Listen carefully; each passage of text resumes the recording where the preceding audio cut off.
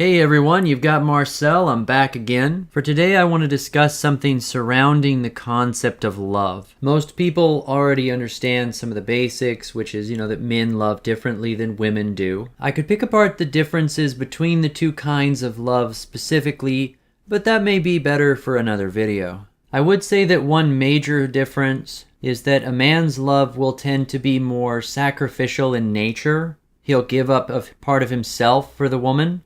Come to think of it, that's something I mentioned to one of my colleagues more recently. He had said to me in conversation that a man is not complete without a wife, that his spouse gave him the half that he was missing. Now normally I can bite my tongue with stuff like that, but in this point I just couldn't help myself. I pointed out to him kind of a compromise. I didn't go full MGTOW on him, but I did say that it isn't that a man is incomplete. Men are born complete, and they choose to give half of themselves to their wives in an effort to give themselves an opportunity to grow in ways they may not have experienced prior. Then I looked at him and asked what exactly was the half that his wife was giving him in return.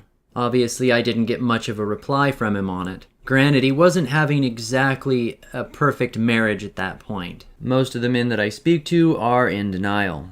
That is entirely a topic for another video. Back onto this subject. A man's love tends to be sacrificial, whereas a female's will tend to be more protection driven. She wants to be kept safe. In return for that, she's supposed to give something of a nurturing type of love. This, of course, eventually gets siphoned off to her children. And the safer she feels, the more likely she is to bond with him. With men, it has a tendency to be more physical in the sense of visual, audible, even through touch, whereas with a woman, it's more emotional. At least that would be the shorthand description. Feel free to disagree. What brought up the idea for this topic for me was a little animated short film, The Spider and the Butterfly. I'll put a link to it at the end. You're going to think it's sappy. But hey, it inspired the thought process for me. I was sitting back really considering what it was that I would define love. Now, I love differently than the average male. I made a video, it's still unlisted right now, discussing as to why, but it has to do a lot with the way that I was raised and how I've been treated. In essence, though, it is very difficult, if not impossible, for me to make that same kind of bond, that connection with a woman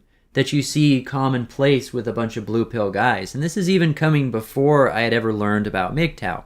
It was really hard for me to bond, to fall in love. But what's interesting about all of this is when you break down, when you really stop to think, what is it about a person or an interaction or a relationship, rather, that it is that we love in the first place? Is it the physical embodiment of the person? Is it how they treat us? Is it the things that we do with them, the activities? I have a hard time believing that it would be all of the above. I really think that most people, well, more men in particular, will zero in on specific things that they want to love about a person, all of which done subconsciously or unintentionally, regardless of who that person is themselves.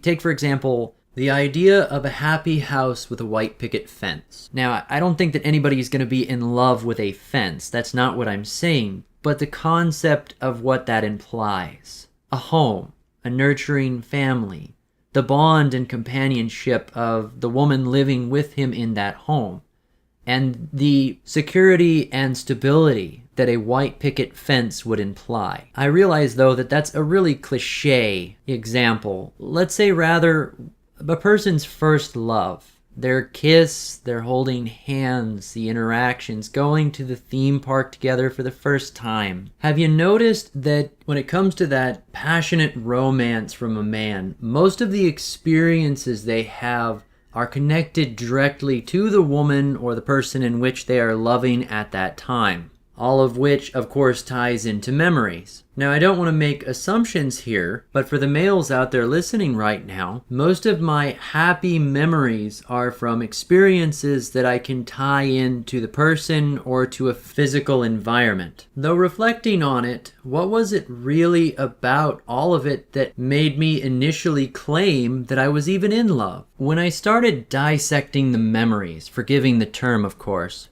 I realized that it wasn't the individual I was loving herself, but rather more specific things about her, or the experience. As a person, depending on which girlfriend I was thinking of at the time, most of them were terrible people. There were glimpses, moments in time that were very happy, good experiences that shined in my memory.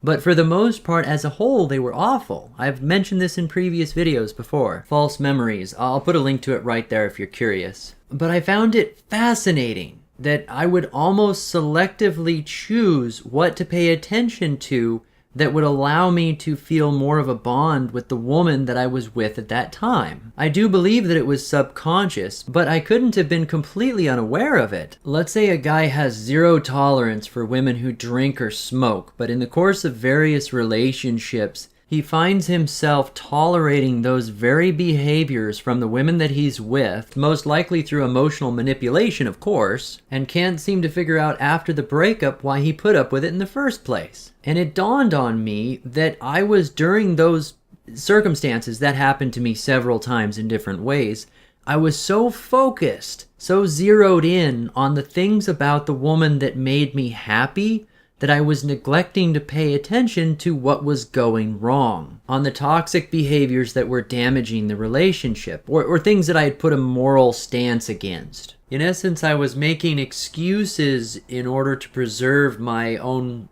mental image of the relationship. In the absolute worst cases, though, and I would almost say this is the most important part of the video, is that there are times when I would actually project the positive behaviors or traits that I was looking for in a relationship on the woman that wasn't actually exhibiting them. And I see this a lot in different relationships and marriages and friends that I have right now. I would ask them 1 minute, hey, so what makes your marriage a happy marriage and what defines a good marriage? And they would name off things that are important to them, pretty much things you would expect. I would ask them whether or not those traits were currently in their marriage, and they would usually say no, and promptly start making excuses as to why it was getting worked on or fixed. I would take it a step further and ask them whether or not their wives exhibited any of those behaviors that they listed off. Once again, no, and they would start making more excuses as to why they were improving. Finally, I would ask them, so do they have a happy marriage whatsoever? And I'd leave them stumped. These guys are delusional. By asking them a simple series of questions, I was able to force them into admitting that their marriage was broken and unhappy within 2 minutes of them originally saying that they had a perfect marriage, using their own description of what their definition of a happy marriage was supposed to be.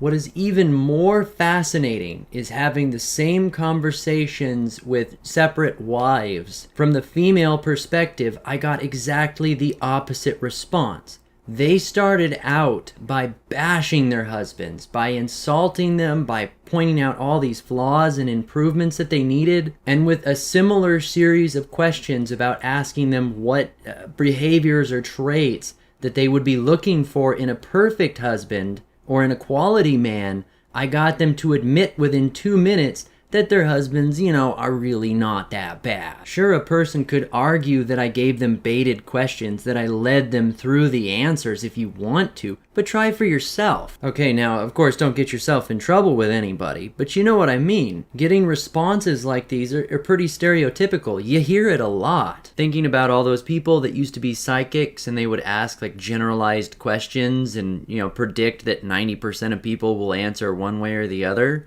What they should have been saying is, do you have a bad marriage? I bet you do. Here's the issues with your wife. And they'll be like, oh my gosh, you knew everything about my life. You must be psychic. Rather than performing on street corners, they should have been marriage counselors. Their odds would have been much better. So what's a summary of this video in a whole? Men oftentimes will project or create imaginary qualities or specific things in women that they will then choose to love those same women for, regardless of whether or not those qualities actually exist. Women, on the other hand, will create flaws or project their own flaws onto men around them in an effort to be upset within the relationship when they shouldn't be. And that, gentlemen, is why whenever we find ourselves in love, however you want to use that term, we should really reflect on what it is exactly that we love in the person and whether or not that thing actually exists in the first place. And here is that link to Spider and Butterfly as promised.